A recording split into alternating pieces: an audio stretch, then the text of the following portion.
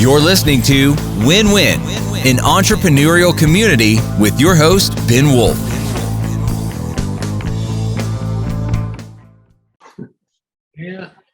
And welcome to Win-Win, an entrepreneurial community. Happy to see you again. It's been a little bit of a hiatus.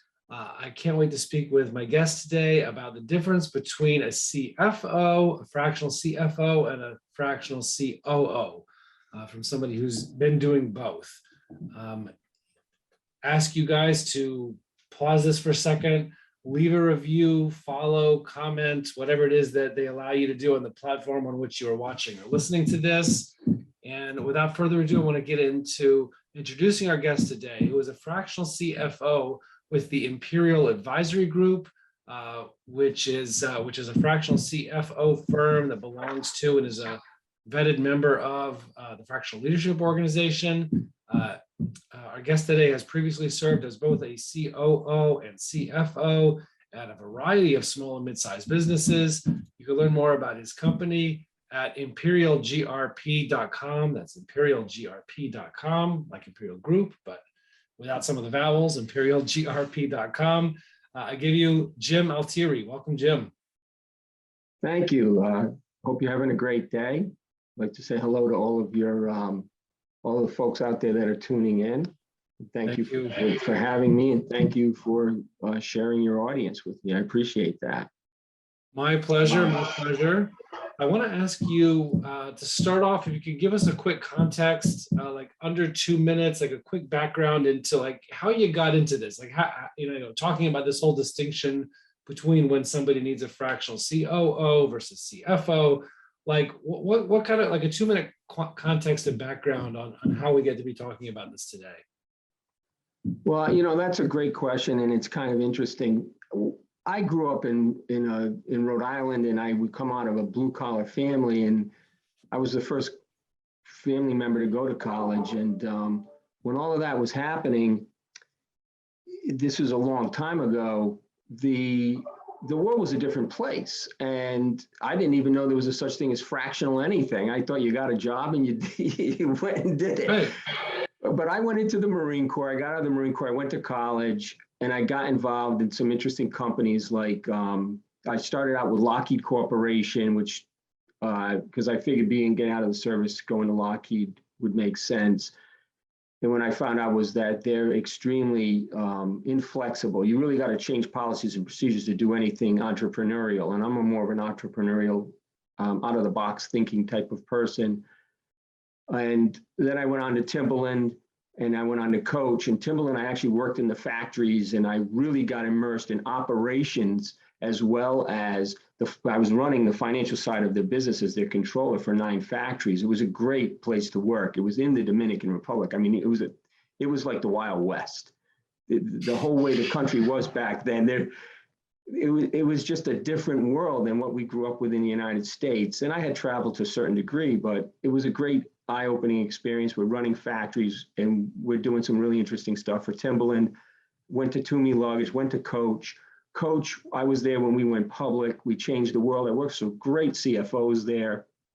The CFO from Timberland had gone to Coach as the chief operating officer, and I was somebody that he would spend time with. He helped mentor me, and I learned a different way of seeing business than just from a financial perspective, because I have a financial background. I went to business school, but I really got immersed in operations. And then I went off and did a whole bunch of private equity stuff with a number of different companies where I was in both roles, as you had mentioned, COO and CFO. And sometimes there's only one of both, and you're doing everything. And in effect, you're fractional on one side as you're full on the other, or vice versa, depending on what's going on in the business. And then I found my way to Imperial through Gershon, who is the owner of the business, recently. It's only been 6 months, and I had done some consulting before that.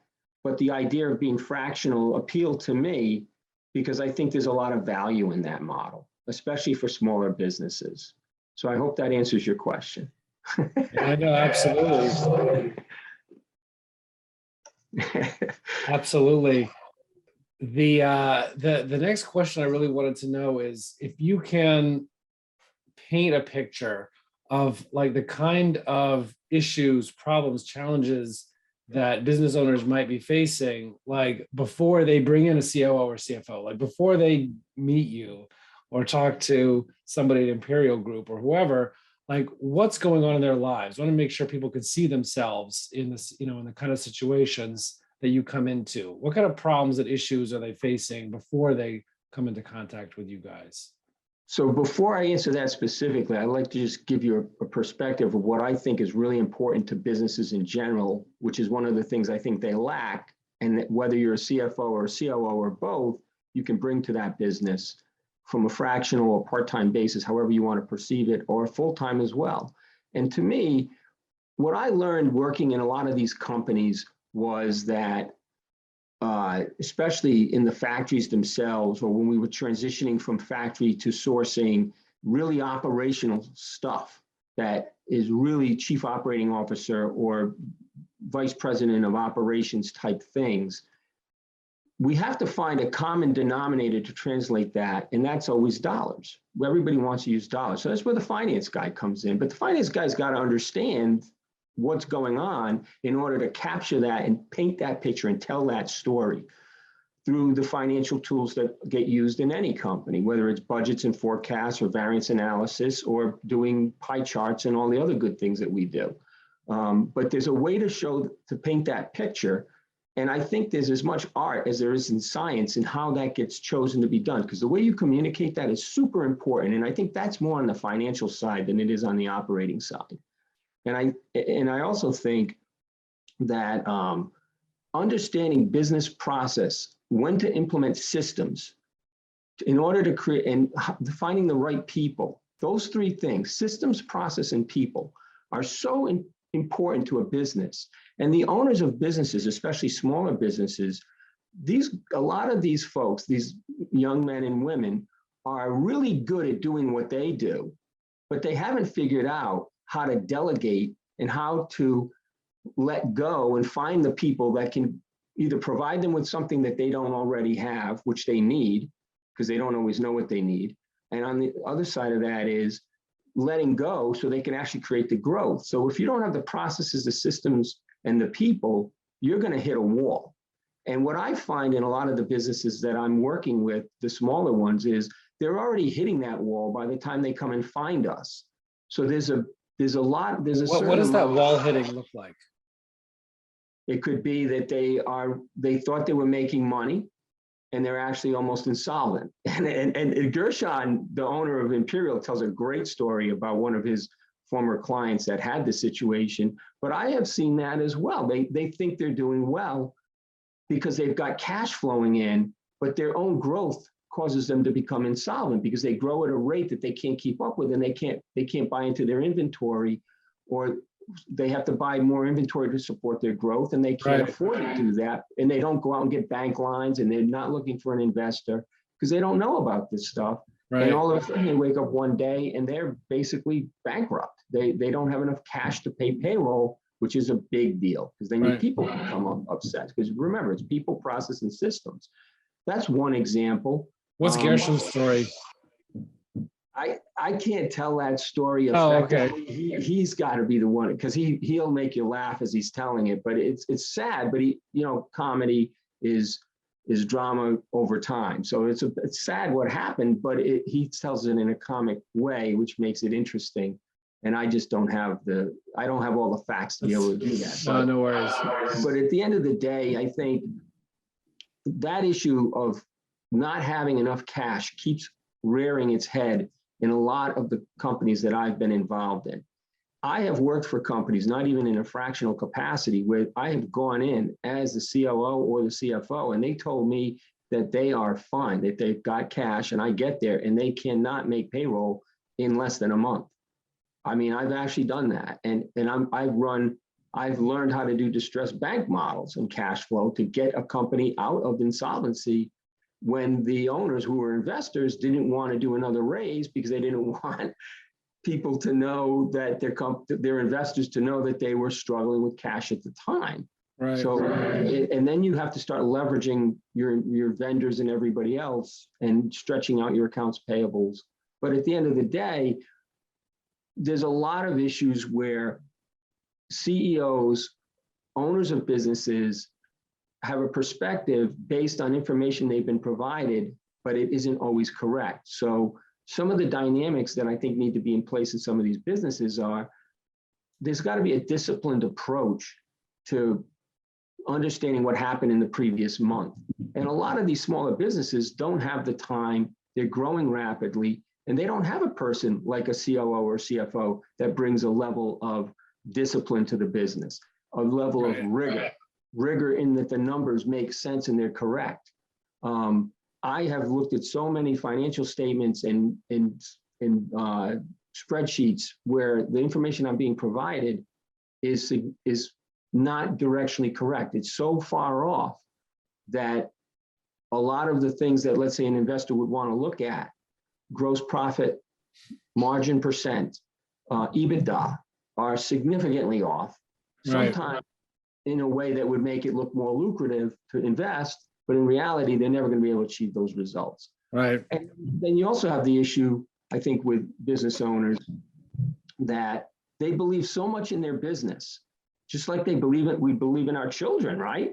These businesses are children for these people. They're just like a member of the family, that they don't always see the forest for the trees, that they don't realize that what they're forecasting is not even achievable because what they're achieving today is not nearly, and they think that their growth will solve everything. So they turn around and they double their sales and they think they're going to drive their sales to get out of that problem, which then brings them back to the insolvency issue. And I see those a lot with these businesses that we're involved in.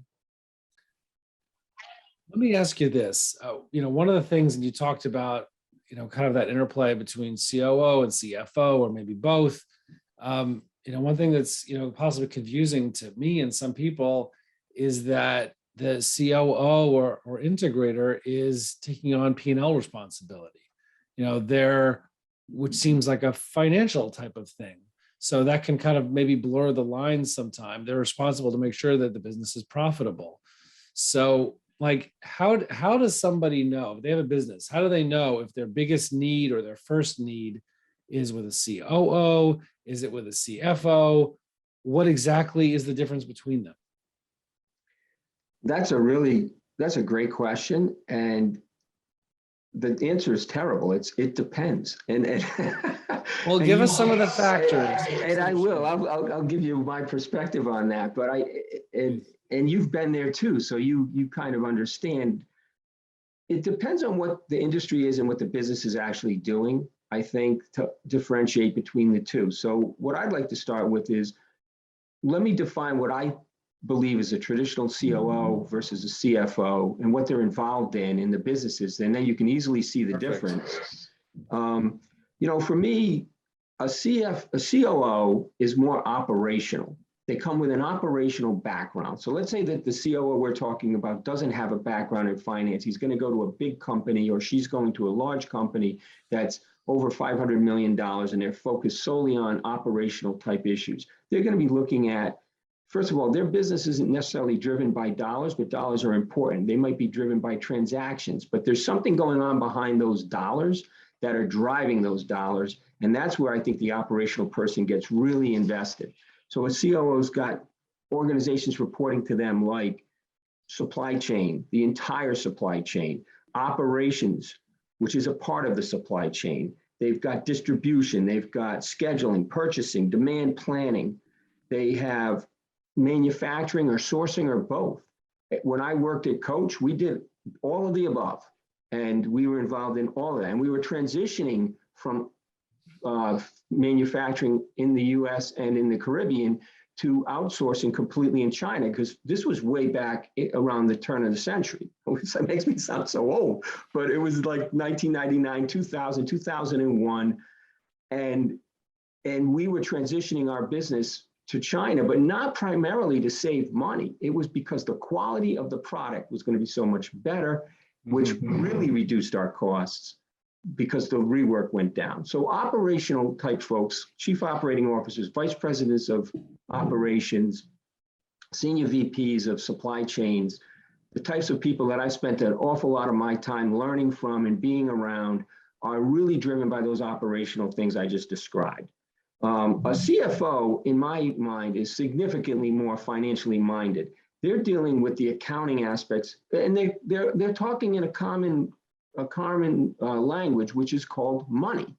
They translate everything operational to dollars and cents, so everybody can understand the impact of that. But you don't want to lose the impact of the transactions or the mix of the product that people are working within. For example, if you change the type of products you sell and they become more expensive to produce, transitioning from, let's say, fabric handbags to leather or vice versa, and changing the way that they're produced, your costs can change, and all of a sudden your margins and your profits can go down. Mm-hmm. The CFO's got to be paying attention to stuff like that, but he's going to understand that from the operational side of the business. But they're dealing with accounting, they're dealing with financial forecasting, treasury type functions, banking, debt service. When does a business need to borrow? When should it, how do you know the difference? When should you decide to borrow versus sell a piece of the business and talk to the owner about what is going to better serve him in that capacity? A chief operating officer doesn't generally have to do that unless they are going to wear both hats. Investor relations, you might have legal reporting to you as a CFO. Generally, that might not report to a chief operating officer. It could, and remember, this is if a business has a clear delineation between a CFO and a COO, how I would divide up that pie. Mm-hmm. But and it's also, a CFO is going to definitely deal with mergers and acquisitions and all that kind of stuff. So the financial modeling and the growth of a business through the financial side of the business comes more, I think, on the CFO side, and the operations folks are the ones behind the scenes driving the business. So you've got the front end of the business, which is sales, marketing, design. If you're in a design house like Coach was or may still be, where the designers have so much power, they are really in charge. Or you're a smaller company and you're designing something that's never been sold before, and you're the CEO and you need to go find somebody. What do you go to look for? Well, you got to set up your back end of the business, which is the operational piece of it. And the finance piece gets tagged along a lot with the operational piece. And I think that's where there's a huge opportunity for, whether you're a CFO that has an operations background or you're more of a COO that has a finance background, the question becomes, what are you stronger at? So if you're more of an operations guy, but you've learned some of the financial stuff working for the smaller companies, you can function in that world. And if you're a finance guy like me, a chief financial officer type person who spent an awful lot of time reinventing the business through processes, then you are dabbling on both sides. So I have a very strong process, procedures, systems background that melds with people. And I have a learning process to teach organizations that, to transition from a business from that's not doing well to actually helping it improve. So I'm all about transition and transformation. And at the same time, I can do a lot of the financial stuff. I have a relatively deep background. You get into mergers and acquisitions and that kind of stuff. I've done a lot less of that. I'm more operational minded. But does that help differentiate? Yeah, it definitely helps. And one thing I see from your description is that there's really two kinds of COOs as well. You have some that you initially started to describe that's more of a VP of ops, which, that's one kind of, person that sometimes called a COO. And then you have another that is running the entire business, not just the operations side, but also finance, marketing, and sales would be reporting to them too. They're running the whole business on behalf of the CEO or visionary. That's another kind, and that sounds like that's a little different from what you're describing. Although you kind of referenced that too as a possibility, because like you said, it really depends what kind it is. But how does a person know, how does a business owner know, do you think, whether they should be bringing on an executive, whether a COO or CFO full-time, or they should really look for a fractional resource? I would say that's a complex question as well. But first of all, how big is the business? Because the size of the business is going to determine what they can afford. Also, what stage of transition are they in? What are they transitioning? Are they driving growth? Are they trying to implement a new system? Are they dealing with COVID? The supply chain falls apart and they don't know how to deal with that. I mean, that was a real issue. And it's still an issue in this country today because the supply chain is really disrupted because of what's happened with COVID. And you can walk in, I can walk into Stop and Shop right up the street, and then recently, all of a sudden, product's not on the shelves. They're just not getting it. So I go talk to the meat manager. Where's all the meat? They ain't here. The stock. So when you've got depending on the type of transition that a business is making, can help the owner or the CEO determine what type of person that they want. But a lot of times they don't understand it that way. They don't really understand the difference. So I think one of the best things they could do is actually speak to a fractional company like Imperial, speak to people like you, speak to a friend that does that type of work and get some guidance. Getting guidance that's the free part of it. It takes time. These people don't have a lot of time, but it's worth it because it's going to save you a lot on the back end to make a better decision and also understand the type of person. Doesn't matter if it's a man or a woman. It matters, are they going to fit within your organization, depending on how you drive it as the owner of the company, how you want to see that, and understanding what you really want to achieve. So I think the way to answer the question is you got to understand what you can afford, and you've got to understand what you're trying to change.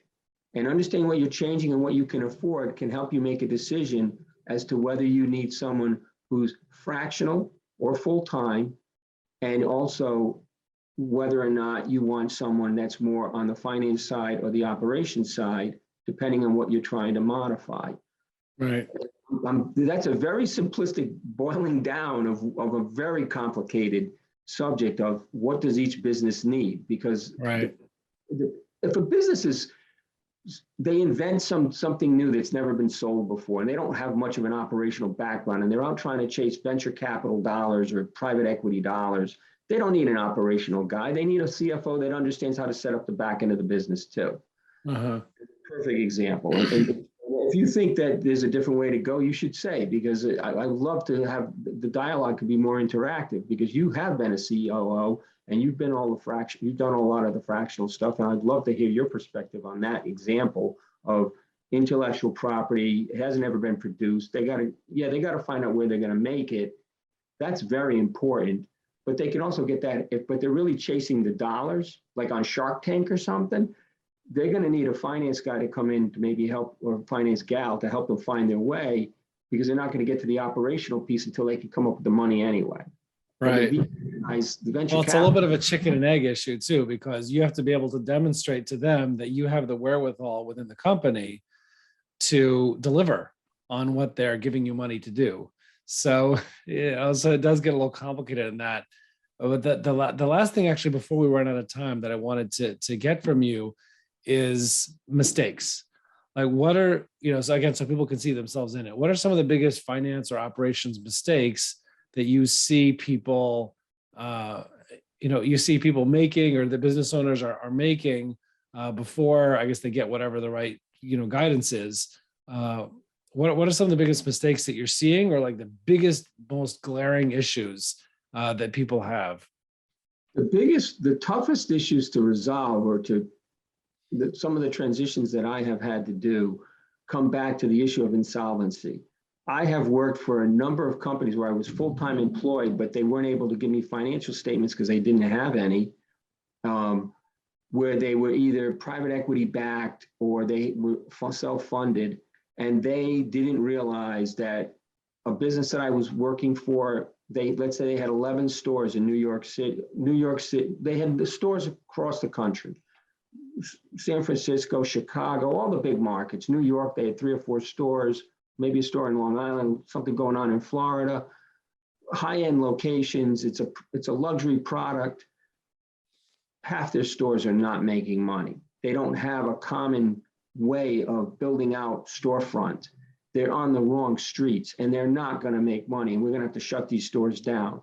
they're much better off in the e-commerce space because they're making a lot of money in the e-commerce space, but they don't realize that these stores aren't making money. Also they're in a market that isn't making money, and they think that it just needs more time, but that market isn't necessarily ever going to come around with the model that they're trying to run. So not having the right business model, the right footprint, it could be devastating. By the time they bring in the finance or the operational folks that have the ability to see it, they've already spent an awful lot of money, or they spent an awful lot of time, and then it becomes a painful process to transition. But these businesses could be anywhere from, I've seen it at 10, 15, $20 million, $30 million. They're not going to get to that 50 until they correct these issues, because it's those pieces of the business are taking up the lion's share of people's time, and they're also eating up a lot of the profitability of the other aspects of the business that are running well, like e-commerce. So that's one example. I think another thing that I see a lot is when they start to really manage change. So let's say the business is actually running well, it's $5 or $10 million, they've done a great job, and they don't have any issue of they picked the wrong markets, the wrong footprints, or they've invested into the wrong inventory and it's not going to sell or something like that. They've got a good thing going. Now they're trying to double and triple it. They want to sell the business, but then they start to manage change into the business, and they're going to put in a new system. That can be backbreaking from an organization that doesn't have the discipline or doesn't even understand its own process flows. Because what I've seen a lot is that they bring all of their existing problems into the new system. Why not spend some money on a fractional person, whether it's a CFO who's done system implementations or a COO who's done system implementations, and get their advice that they've implemented SAP or NetSuite or any of the other financial systems that are out there, or they've done Salesforce on the back end. Because the people that are selling you these systems are going to come in and tell you they're going to solve all these problems for you, but they have a certain ceiling on how much they can spend. And once they get close to that number, they're going to start losing profit, especially if it's a fixed cost job. And all of a sudden, they're not willing to customize, make changes. And you're just starting to figure out with your team, who's already doing a full-time day job, that the process flow to get from wherever you're making your product to have it delivered on the US side, coming across the ocean with transportation and everything else, and the process flow that they're building into this system solution isn't right, or it isn't what you're evolving to. It's the old way that's broken, and you should be fixing those problems in the new process flow to make sure you're not going to spend money reconciling product that left China on day one. 3 weeks later, it shows up and it's leaving the port, and it's not in the same level of detail, and you don't know if you're sending the right stuff to the right place. I've seen all of these things. I worked for a company within the last 10 years that they're in the business of selling a particular product.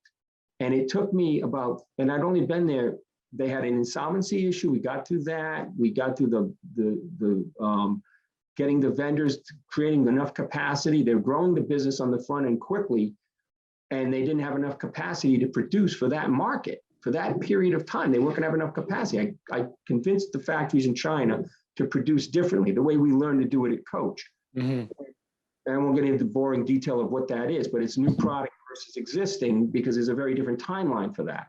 But then we turned around and we're dealing with a whole nother issue with this company, that at the end of the day, the company wasn't going to be able to grow unless it completely shifted the way that it was trying to sell its product. So what was actually happening was we had a broker who was getting a commission to get our wholesale accounts to purchase product from us. She was doing a great job, but then we weren't paying her.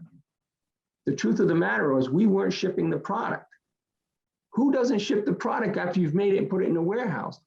The sales team was so inundated with work that they couldn't keep up with the orders. They were sticking them in a drawer. They never came back to them. I was looking for her commissions. I thought somebody was stealing from us in the warehouse on the other side of the country. Then I figured out we weren't selling it. There were no sales orders. And this was an $11 million business, and we're talking about $1 million in sales a year. This is huge for this business. Yeah. Oh my gosh. Wow. Hugely disappointing. Right. We fixed it. Right. Well, that's amazing. It's very cool. I mean, look, I appreciate the orientation and, kind of sensitizing us to the kind of issues people are facing, the problems that, that they could be looking out for, and kind of the areas where, fractional CFO or COO could potentially help them and, try to figure out what's right and when. Just incredibly helpful. Really, really appreciate you coming on, Jim. Again, you can learn more about Jim Altieri's company, Imperial Advisory Group, at imperialgrp.com. And Jim, really, really appreciate you coming on today, and thank you. Appreciate what you shared. Well, thank you, and have a great weekend. The weather's looking really nice for the weekend. I'm going hiking and camping on Saturday. I'm a Boy Scout leader. Oh, nice. Well, enjoy. Appreciate your service. Obviously, military service in the past, and and service to the community with the Boy Scouts now. Very cool, and appreciate it. And we will see everybody else on the other side. Thank you. You're listening to Win-Win, an entrepreneurial community with your host, Ben Wolf.